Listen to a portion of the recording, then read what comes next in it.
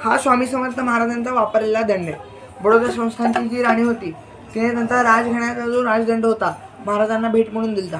Aged लोक छडी stick पकडतात ना, तसा हा दंड स्वामी समर्थ पकडून चालत होते. एकदा हात जोडून दर्शन घ्या सर्वांनी. हा स्वयंभू गणेश आहे. माझे पंजोबा होते पांडुरंग पुजारी. त्यांनी 21 वर्ष महाराजांची सेवा केली. सेवा केल्यानंतर त्यांच्या स्वप्नात आला गणपती. झाडाखाली मला काढून निघाला. गणपतीची जी सोंड आहे ना डावी आहे ना उजवी आहे, वर आहे, म्हणून ह्याचं महत्व इथे. साक्षी मंदिर गणेश म्हणतात त्याला. कधी जरी तुम्ही मंदिरला आला, पहिला गणपतीला येऊन दर्शन घ्यायचं आणि मग मंदिरात जायचं. आतमध्ये स्वामींच्या आंघोळीचा स्नानगृहाचा हंडा आहे. आपल्याला 1 किंवा 2 बकेट आंघोळीला पाणी लागतं. स्वामींना तो संपूर्ण हांडा भरून लागायचा, एवढी महाराजांची हाईट होती. अजानू भाऊ होते महाराज, गुडघ्याखाली हात जायचे त्यांचे. आणि तो जो हांडा आहे त्याच्या वेळेस एका वेळी 40 घागरी पाणी नाही तर 500 किलो धान्य होतं हांड्यात. तर त्या हांड्याच्या तळापर्यंत महाराजांचा हात जायचा.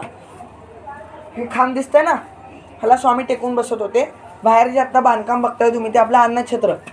इथं जे उभारले त्यांनी वर बघितलं तर तुम्हाला दिसेल बांधकाम जे चाललंय ते आपलं अन्नछत्र आहे. ते पूर्वी 1 मजली होतं, त्याला आता 4 मजली बांधतात. महाराजांनी तिथे अन्नपूर्णेला सिद्ध केलं. तर अजूनही आपलं तिथे दररोज अन्नदान महाप्रसाद असतात. तर तुमच्या अंडा आंघोळीचा 40 घायरीचा, जसं आपल्याला 1 किंवा 2 बकेट गरम पाणी लागतं ना, त्यांना 40 घायरी राहिलं होते. महाराजांची उंची 7.5 फूट होती.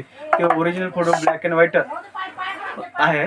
उजवीकडे चोळाप्पा, डावीकडे बाळाप्पा, मध्ये स्वामी, खाली सुंदराबाई. हे चोळाप्पाची 6वी पिढी. येत्या गुरुवारी तुम्हाला जर आंबी